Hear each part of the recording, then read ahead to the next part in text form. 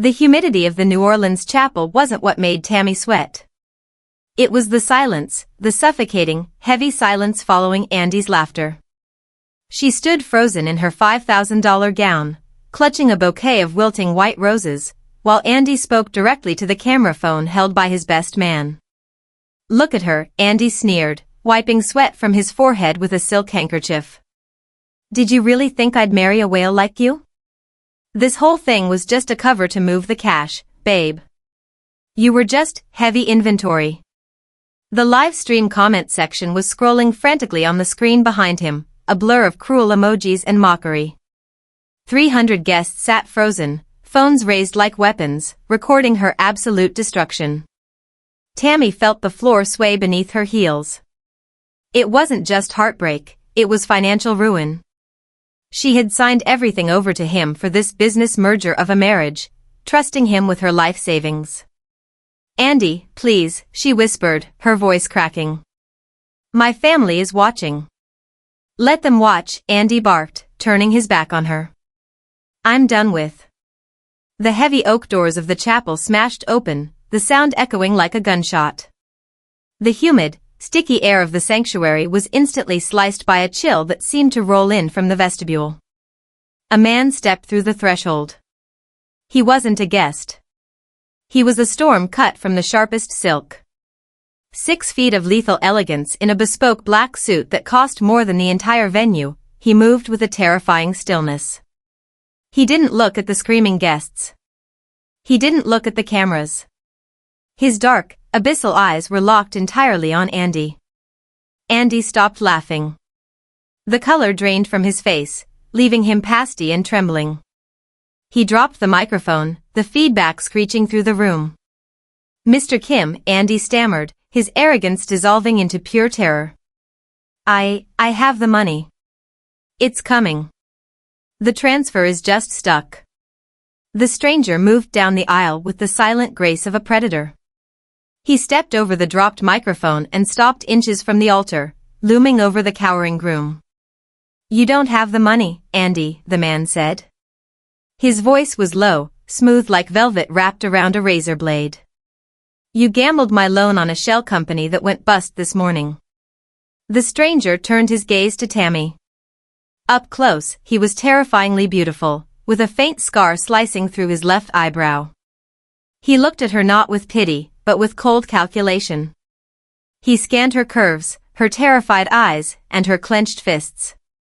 "He owes me $5 million, the man stated, turning back to the shivering groom.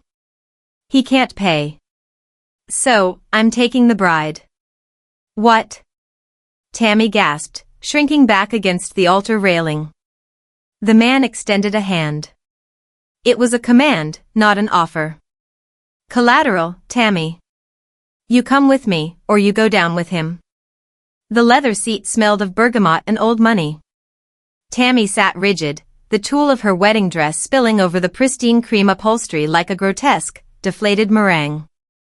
She was still clutching the stem of a single, crushed white rose, the thorns digging into her palm. It was the only pain that felt real. Across the narrow aisle of the Gulf Stream, the man who had bought her life was pouring amber liquid into a crystal glass. He hadn't spoken since he dragged her out of the chapel and into the waiting SUV. He had removed his suit jacket, revealing a handgun holstered against his crisp white shirt, a stark reminder that this wasn't a rescue mission. It was a kidnapping.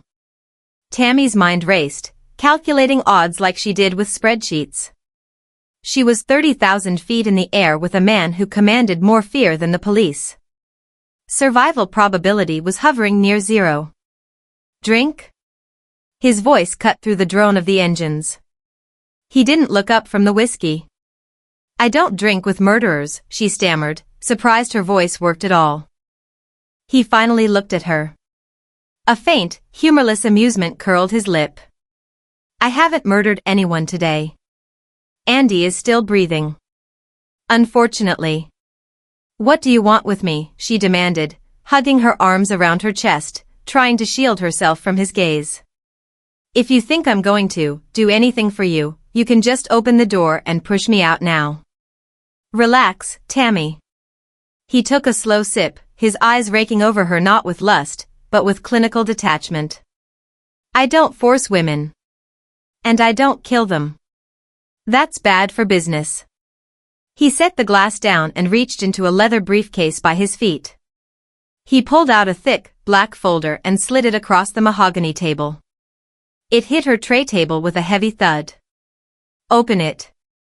She hesitated, her hand trembling as she flipped the cover. It wasn't a ransom note. It was a ledger. Rows of numbers, shell accounts, and shipping manifests for Kim Logistics. It was a mess.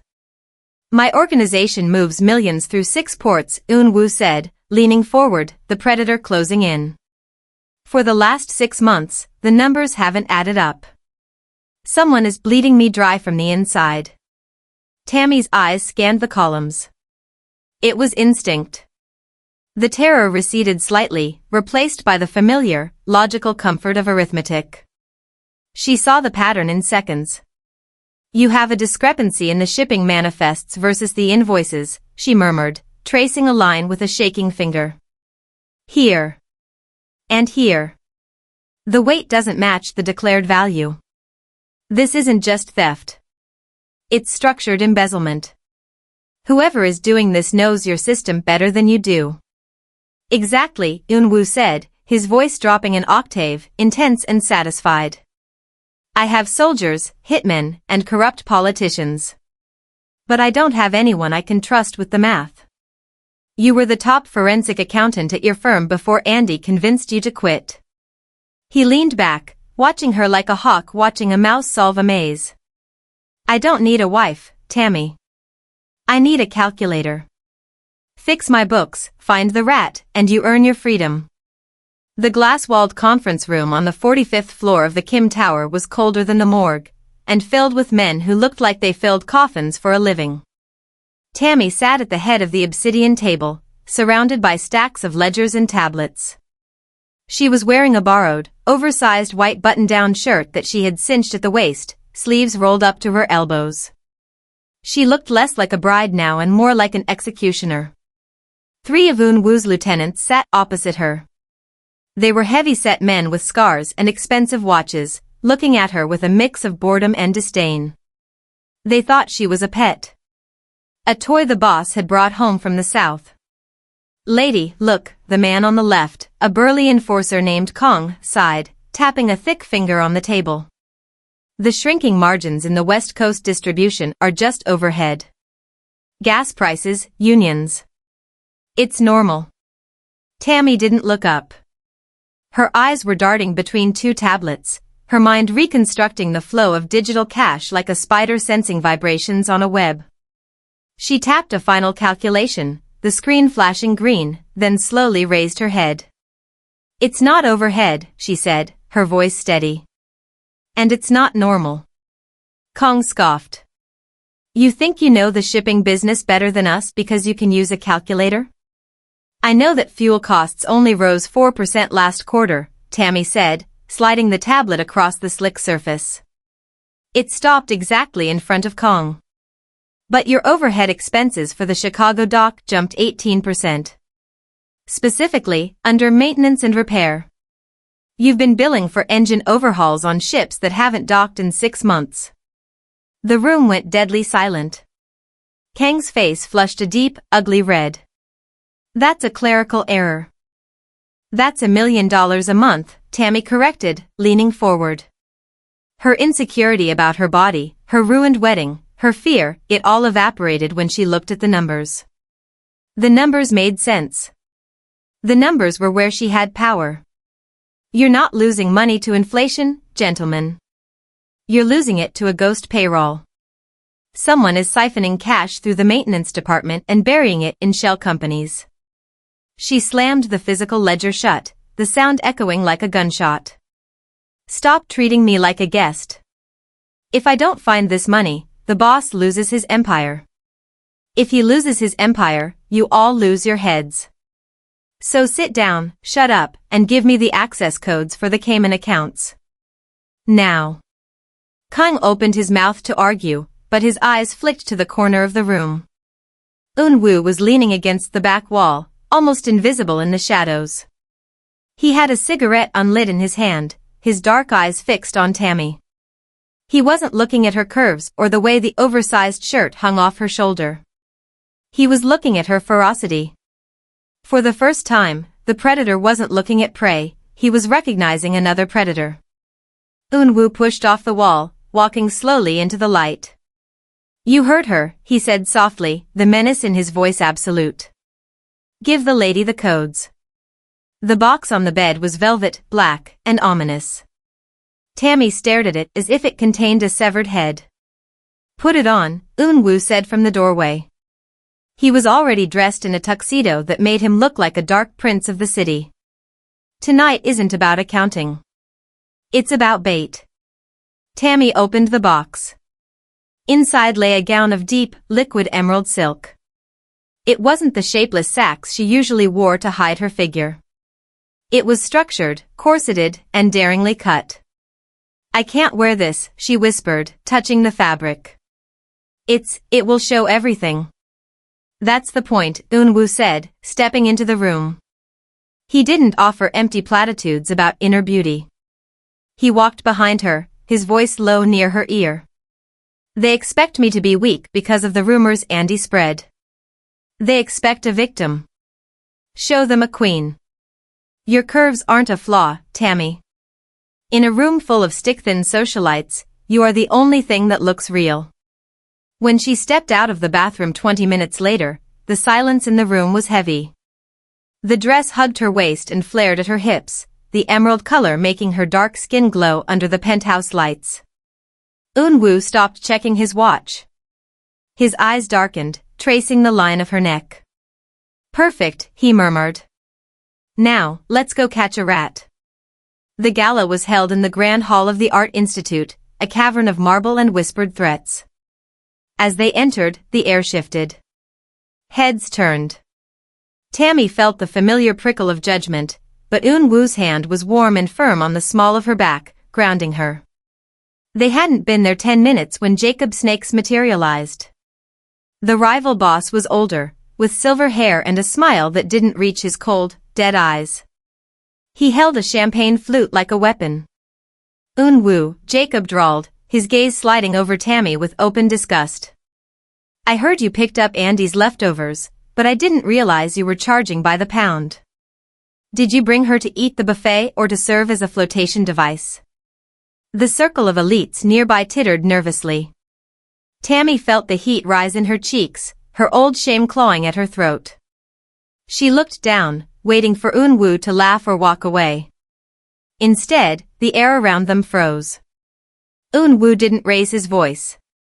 He reached out, casually taking Jacob's hand as if to shake it. Then, with a sudden, violent torque of his wrist, he twisted. A sickening snap echoed through the hall. Jacob screamed, dropping to his knees, his index finger bent at an impossible angle. The music stopped. The room gasped. Eun Woo didn't let go. He leaned down, his face inches from the whimpering crime lord. "Apologize," Eun Woo whispered, loud enough for the terrified crowd to hear. "Disrespect my fiancé again, and I won't stop at a finger. I'll take the whole arm." Jacob choked out a sob. "I'm sorry." Eun Woo released him, straightened his tuxedo cuffs, and looked at Tammy. For the first time, she didn't feel big. She felt protected. He offered her his arm, cool and composed. "Shall we dance, my love?" The elevator ride up to the penthouse was silent, but the air between them crackled with the residual electricity of the gala. Eun Woo's knuckles were still bruised from where they had connected with Jacob's bone. When the doors slid open, Tammy didn't go to her room to change. She went straight to the sprawling mahogany desk, her emerald gown rustling like dry leaves. She needed numbers. Numbers made sense. The way Eun Woo had looked at her tonight, like she was a prize he would burn the world to keep, did not. "Tammy," Eun Woo warned, loosening his tie as he poured a drink. "Leave the work. We made our point tonight." He knew, Tammy murmured, her eyes scanning the tablet screen, fingers flying across the digital ledger. Jacob knew about the Andy connection. He made a joke about the debt. How did he know the specific terms of the collateral agreement? That wasn't public. Eun Woo paused, the glass halfway to his lips. What are you looking for? A bridge, she said, her breath hitching. A transaction that links your internal payroll to outside money. She tapped the screen, highlighting a recurring transfer. Here. Viper Consulting. It's been siphoning small amounts from the maintenance fund for 6 months. The authorization code isn't yours, Eun Woo. It's an old vendor code. Eun Woo walked behind her, leaning over her shoulder. The heat of his body was overwhelming. Whose code? It's Andy's, she whispered, the realization making her stomach drop. From when he did the catering for your company retreat last year. He didn't just gamble away my money. He sold your access codes to Jacob Snakes. The glass in Eun Woo's hand shattered. He's been inside the whole time, Eun Woo growled, his voice a low rumble of pure violence. Whiskey and blood dripped from his hand onto the expensive carpet. Jacob is the rat. And your ex-fiancé is the key. He turned to leave, likely to finish what he started at the gala, but Tammy stood up and blocked his path. Her hands, usually so hesitant, reached out to cover his bleeding palm. Don't, she said, her voice shaking but firm. If you go now, you walk into a trap. We have the proof. We win smart, not loud. Eun Woo looked down at her hands holding his. The rage in his eyes began to fracture, replaced by something darker, hungrier. The adrenaline of the violence and the discovery was a potent mix, stripping away the professional distance they had maintained. You are brilliant, he murmured, stepping closer. And tonight, you were magnificent. I was terrified, she admitted, looking up at him. You were a queen, he corrected. His uninjured hand came up to cup her jaw, his thumb tracing her lower lip. Stop hiding, Tammy. I see you. He kissed her, and it wasn't gentle. It was possessive, a claiming that had nothing to do with debt and everything to do with desire. Tammy gasped, her hands tangling in his hair, pulling him closer. For the first time in her life, she didn't worry about the space she took up. She wanted to take up all his space. He swept the ledgers off the desk, lifting her onto the mahogany surface. The emerald dress pooled around them as he worshipped the curves she had hated for so long, showing her that in his world, she wasn't collateral, she was the most valuable thing he owned. The city lights of Chicago were a cold, indifferent grid below the penthouse window. Eun Woo buttoned his shirt, the silence of the room heavy with the ghost of their earlier intimacy. He checked the magazine of his pistol, sliding it into the holster with a metallic click that made Tammy flinch from the bed. Stay inside, Eun Woo commanded, leaning down to kiss her forehead. His lips were warm, but his eyes were already distant, focused on the violence to come. Seo Jun is downstairs. I'm going to end this tonight. Be careful, she whispered, pulling the sheets tighter. Jacob is desperate. Desperate men make mistakes, he said. I don't. He left, the elevator swallowing him into the dark shaft of the building. Tammy waited until the display hit the lobby, then scrambled out of bed.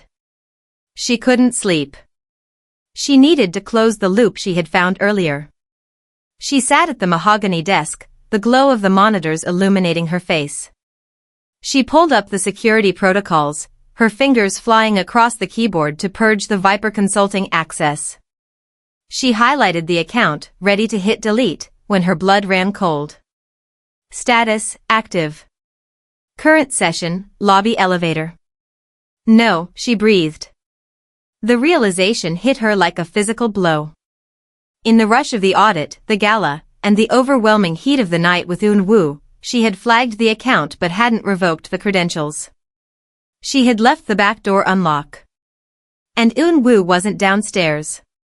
He was speeding toward a warehouse on the south side, a decoy location fed to him by the very intelligence she had decoded. He was walking into an empty room while the real threat was coming up the elevator shaft. Tammy lunged for the panic button under the desk, but the elevator chime pinged, a cheerful, innocent sound that signaled her doom. The heavy steel doors slid open. There were no guards. Seo Jun had gone with Eun Woo. The penthouse was defenseless. Andy stepped out, flanked by 3 men wearing tactical vests and ski masks. He wasn't the trembling coward from the wedding, nor the disheveled mess from the news. He looked smug, empowered by the gun in his hand and the knowledge that the big bad wolf was miles away. "Hello, wifey," Andy grinned, stepping onto the plush carpet. "You really should have changed the catering codes. I always did have a key to the service entrance." "Get out," Tammy stammered, backing away until her hips hit the desk. She grabbed a heavy marble paperweight, her hand shaking. "Put the rock down, Tammy," Andy sighed, signaling the men forward. "Jacob wants a word. And unlike your new boyfriend, he doesn't want to talk about math." One of the masked men lunged.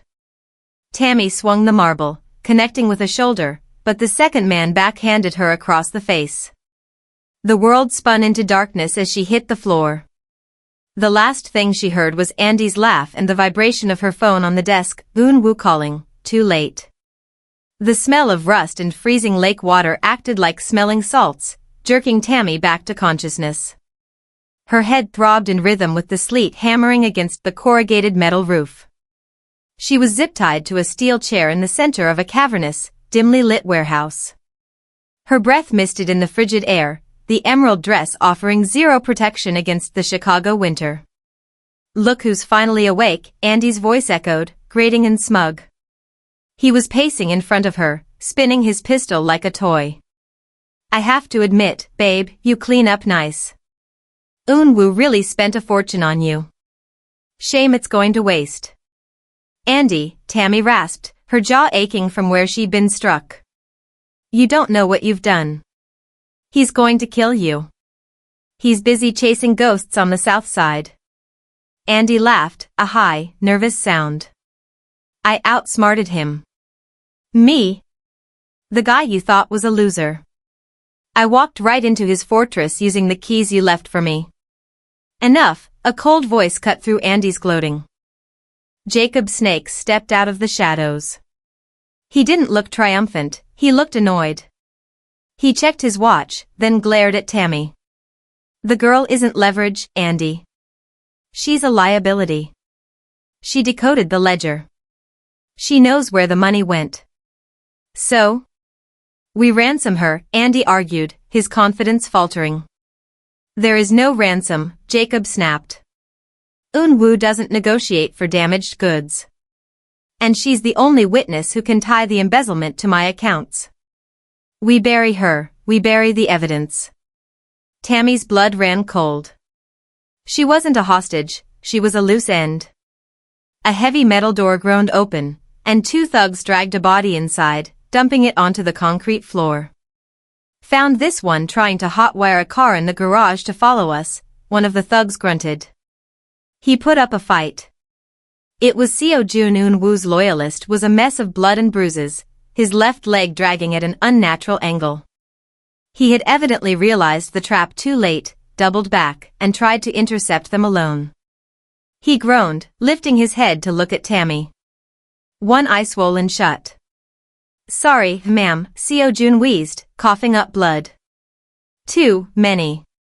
"Seo Jun." Tammy cried out, straining against her bonds. Jacob sighed, pulling a silencer from his coat pocket and screwing it onto his barrel. "Clean up this mess. Put them both in a barrel, fill it with cement, and drop it off the pier. I want them gone before the Korean gets back to the city." Andy paled. "Wait, you're going to kill her? Now?" "But, she was my fiancée." "She's a witness, you idiot," Jacob hissed, leveling the gun at Tammy's chest. "Say goodbye, Tammy." Tammy shut her eyes, the image of Eun Woo's dark, intense stare flashing behind her eyelids. She prayed he wouldn't find her like this, broken and frozen in the dark. "Do it," Jacob commanded. The warehouse on the south side was empty. There were no guards, no money, just a burner phone sitting on a wooden crate, ringing into the void. Eun Woo didn't scream. He didn't throw the phone against the wall. He simply went still. The auditor, the calm, calculating businessman, ceased to exist. In his place stood the butcher, the boy who had clawed his way out of the Seoul slums with a knife in his teeth and nothing to lose. He drove to the docks not with speed, but with inevitability. Inside the freezing warehouse by the lake, Jacob's finger tightened on the trigger aimed at Tammy's chest. But before he could fire, the bay door disintegrated. Eun Woo's armored sedan rammed through the corrugated steel, crushing the two thugs by the entrance in a spray of sparks and twisted metal. Eun Woo stepped out of the wreckage before the engine died. He held a gun in each hand, moving through the smoke like a wraith. He didn't take cover. He didn't speak. He just killed. 3 of Jacob's men rushed him. Eun Woo dropped them with 3 precise shots, head, chest, head. It was efficient, brutal, and terrifyingly calm. Jacob panicked. He shoved Tammy's chair over, using her as a shield while he fumbled to aim at the approaching shadow. It was too late. Eun Woo was already there. He batted Jacob's gun away with the barrel of his own, grabbed the rival boss by the throat, and slammed him against a concrete pillar. The sound of ribs cracking echoed through the cavernous space. "I told you," Eun Woo whispered, his eyes devoid of humanity. "I would take the whole arm." He didn't take the arm. He drove a knife into Jacob's chest, twisting it once with lethal finality. Jacob's snake slumped to the floor, dead before he hit the concrete. Silence returned to the warehouse, heavy and copper-scented. Seo Jun groaned from the floor. Tammy lay on her side, still tied to the chair, staring wide-eyed at the blood on Eun Woo's hands. Only Andy remained. The ex-fiancé was curled in a ball behind a crate, sobbing uncontrollably. Eun Woo walked over, casting a long shadow over the shivering man. He raised his gun, the barrel still smoking. Andy squeezed his eyes shut. "Please," he whimpered. "Just do it. Kill me." Eun Woo lowered the weapon. "No."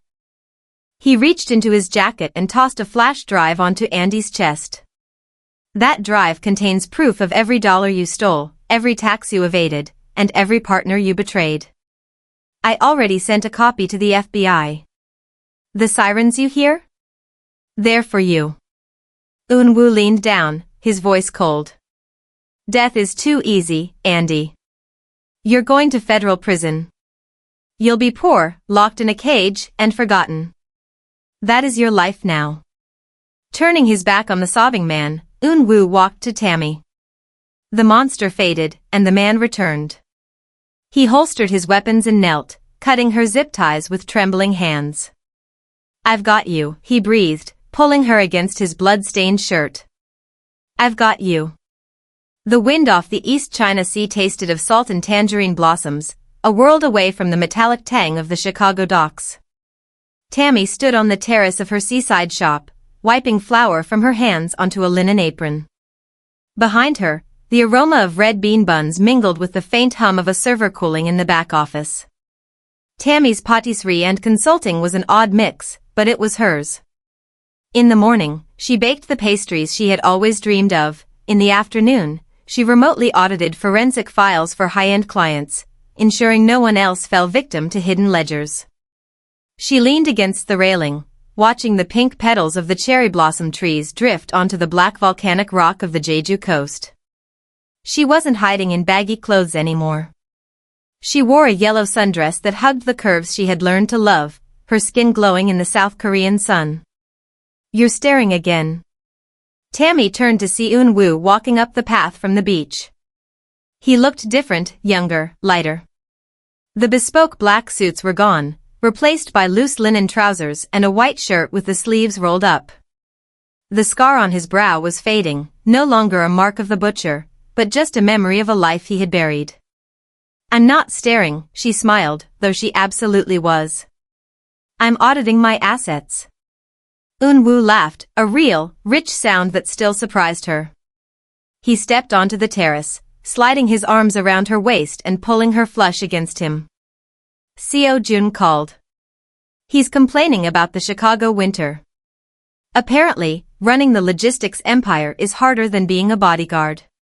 He loves it, Tammy murmured, resting her head on his chest, listening to the steady beat of his heart. And he knows not to call us before noon. He knows better than to disturb my retirement, Eun Woo corrected softly, kissing the top of her head. I have more important work now. A soft coo drifted from the bassinet shaded by the cherry tree. Eun Woo pulled away gently, walking over to lift the bundle wrapped in soft blue cotton.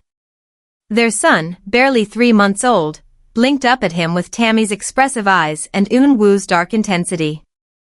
Eun Woo held the baby with a tenderness that defied physics, his large, dangerous hands cradling the infant as if he were made of glass. He looks like you, Tammy said, joining them. He has your heart, Eun Woo whispered, looking from the baby to her. And your strength. He reached out, tucking a stray curl behind Tammy's ear. A year ago, she had been a debt, a piece of collateral in a dirty business deal. She had stood in a warehouse freezing to death, believing she was unlovable. Now, surrounded by falling blossoms and the sound of the ocean, she realized the ledger was finally balanced. I love you, she said, the words easy and true. Eun Woo kissed her, deep and lingering, sealing the promise he made in the blood and snow of Chicago. And I have you, Tammy. I'm never letting go. Thank you for watching. Don't forget to like, subscribe and share to enjoy more stories.